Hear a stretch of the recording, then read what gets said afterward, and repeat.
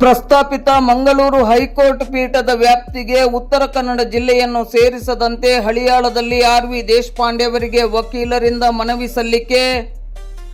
ಮಂಗಳೂರಿನ ಪ್ರಸ್ತಾಪಿತ ಹೈಕೋರ್ಟ್ ಪೀಠದ ವ್ಯಾಪ್ತಿಗೆ ಉತ್ತರ ಕನ್ನಡ ಜಿಲ್ಲೆಯನ್ನು ಸೇರಿಸುವ ಪ್ರಸ್ತಾವನೆಗೆ ವಿರೋಧವನ್ನು ವ್ಯಕ್ತಪಡಿಸಿ ಉತ್ತರ ಕನ್ನಡ ಜಿಲ್ಲೆಯನ್ನು ಯಾವುದೇ ಕಾರಣಕ್ಕೂ ಧಾರವಾಡ ಹೈಕೋರ್ಟ್ ಪೀಠದ ವ್ಯಾಪ್ತಿಯಿಂದ ಕೈಬಿಡಬಾರದೆಂದು ಆಗ್ರಹಿಸಿ ಆಲ್ ಇಂಡಿಯಾ ಲಾಯರ್ಸ್ ಯೂನಿಯನ್ ಸದಸ್ಯರು ಹಾಗೂ ಹೈಕೋರ್ಟ್ ವಕೀಲರು ಶಾಸಕರಾದ ಆರ್.ವಿ. ದೇಶಪಾಂಡೆ ಅವರನ್ನು ಹಳಿಯಾಳದ ಅವರ ಸ್ವಗೃಹದಲ್ಲಿ ಭೇಟಿ ಮಾಡಿ ಲಿಖಿತ ಮನವಿಯನ್ನು ಸಲ್ಲಿಸಿದರು. ಈ ಬಗ್ಗೆ ಇಂದು ಗುರುವಾರ ಬೆಳಗ್ಗೆ 9 ಗಂಟೆ ಸುಮಾರಿಗೆ ಮಾಧ್ಯಮಕ್ಕೆ ಮಾಹಿತಿ ಲಭ್ಯವಾಗಿದೆ.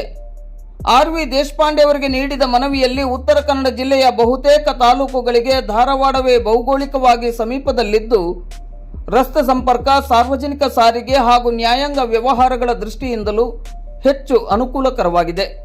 ಇಂತಹ ಸಂದರ್ಭದಲ್ಲಿ ಜಿಲ್ಲೆಯನ್ನು ಮಂಗಳೂರು ಪೀಠದ ವ್ಯಾಪ್ತಿಗೆ ಸೇರಿಸುವುದು ಅವೈಜ್ಞಾನಿಕ ಹಾಗೂ ಸಾರ್ವಜನಿಕ ಹಿತಾಸಕ್ತಿಗೆ ವಿರುದ್ಧವಾದ ನಿರ್ಧಾರವಾಗಲಿದೆ.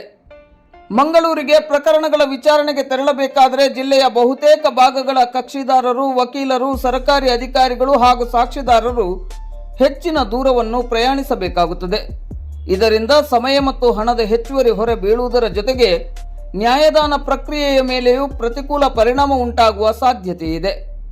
ಮಂಗಳೂರಿನಲ್ಲಿ ಹೊಸ ಹೈಕೋರ್ಟ್ ಪೀಠ ಸ್ಥಾಪನೆಗೆ ನಮ್ಮ ವಿರೋಧವಿಲ್ಲ.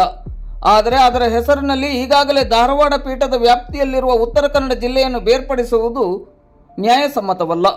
ಈ ಕುರಿತು ರಾಜ್ಯ ಸರ್ಕಾರ ಯಾವುದೇ ಅಂತಿಮ ನಿರ್ಧಾರ ಕೈಗೊಳ್ಳುವ ಮುನ್ನ ಜಿಲ್ಲೆಯ ಜನಪ್ರತಿನಿಧಿಗಳು, ವಕೀಲರ ಸಂಘಟನೆಗಳು ಹಾಗೂ ಸಾರ್ವಜನಿಕರ ಅಭಿಪ್ರಾಯವನ್ನು ಪರಿಗಣಿಸಬೇಕೆಂದು ಮನವಿಯಲ್ಲಿ ಆಗ್ರಹಿಸಲಾಗಿದೆ.